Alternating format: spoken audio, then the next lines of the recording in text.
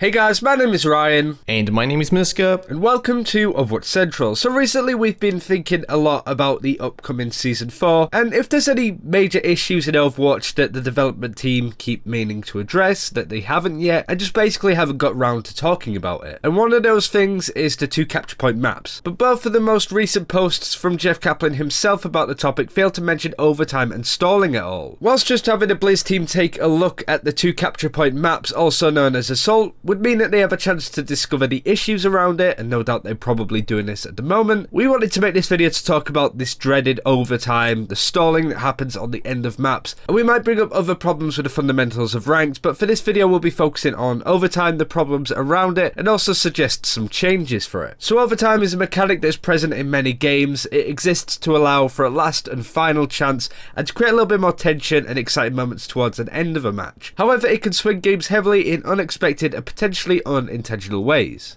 2CP aka Assault maps have more draws than any other game mode, topping the list with 18% of games resulting in draws. There are a few reasons connected to overtime that causes this, but the general design of the game mode does also just allow for more draws than on hybrid or payload. The main issues around overtime though lies in the situations created on the second capture point. Normally the defending team will have a fairly big advantage as their spawn is closer, meaning that they can get back to the objective quicker. This allows the defenders to stall out and waste the attackers' time, and even if they are eliminated one by one over time, they can still keep contesting. The attackers, however, have a long run back if they die. Normally the respawn timer is set to 10 seconds, but when the game takes over into overtime, the respawn timer is 12 seconds. Now all of a sudden the defending team won't have the advantage of being able to stall out the point as easily. The attacking team though obviously get the 2 seconds added to their respawn timer as well. However, if they died before their run back and before that timer was added, it would already be too long for them to make it back in the overtime before the overtime meter would drain out. This means that the addition of the 2 seconds to the respawn timer only really hinders the defending team, leaving the attacking team with an advantage as soon as overtime hits and the point is contested. Sure, people tend to focus more on the objective in overtime as well, however this advantage does definitely play a part in why 2CP maps are not very well balanced. On top of this 2CP problem, the attacking team does also receive 30 seconds if they successfully capture the first capture point in overtime.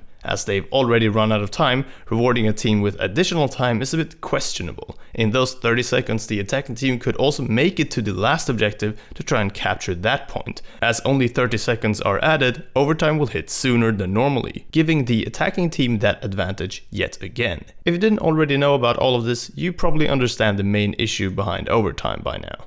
In Control or King and Hill, there is also another problem with overtime. This time around though, it has to do with the burnout speed. This is the increased speed at which the overtime meter drains after a certain amount of time. After a certain amount of time, it will plummet very quickly when people are off the point. And this increases overtime the longer the overtime lasts. Say the objective on Control goes into overtime for Team A and they hold the point for quite some time whilst Team B are attacking. They will now have increased the overtime burnout speed by quite a lot. However, if Team B eventually captures the same objective, they will keep the same overtime burnout speed, meaning that Team B quickly capturing and clearing the objective of enemies, even if it means not killing them, they have a fairly high chance of turning the match around. Which means that Team A's effort on holding and protecting the objective for quite some time ends up favouring Team B, and yet this is another problem that overtime creates. And most of us will know that contested objectives happens all the time, meaning that this is a major part of the game that's simply just not balanced very well. The system kind of works to some extent, but it really needs to iron out the creases. To go over fixes, we need to give an example as finding general solutions can be kinda troublesome. We have 2 major issues coinciding with each other on 2CP,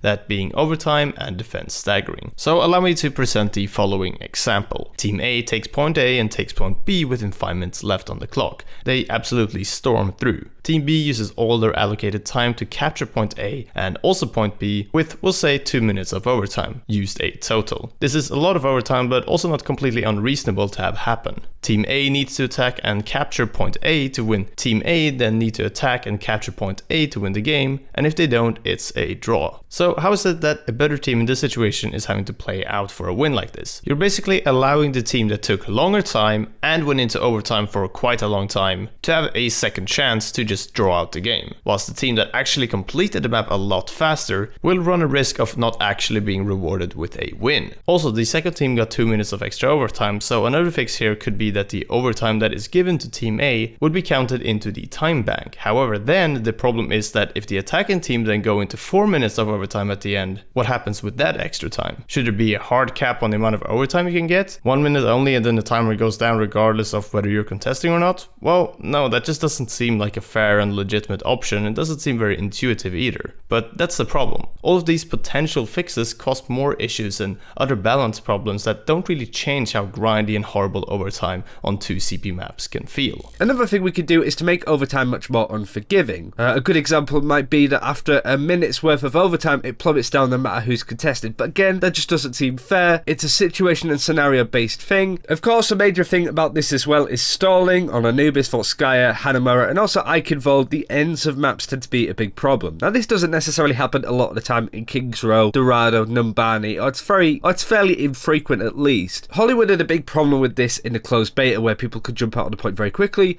so what they did, they increased the distance between the spawn room and the actual point itself, and that's something that I feel Eichenwald definitely needs to do at some point, and Anubis, Volskaya, Hanamura probably could do with that as well, but it's really surprising that nothing's been done about that yet, so maybe Blizzard are looking at a more overarching sort of fix with this, instead of changing the map specifically. But yeah, when you try and sort of suggest a fix, 2 more problems come out of it, so we're in this really difficult situation. For me, I would say to just take out assault maps whilst this problem is being sort of fixed. But that's it for this time. Thank you very much for watching. Do let us know what you think of the capture point maps. How would you fix this overtime, this stalling problem that you see on the likes of Volskaya, on some control maps as well? What would you do to fix it if you were Jeff Kaplan and the Blizzard team? Until next time, take care.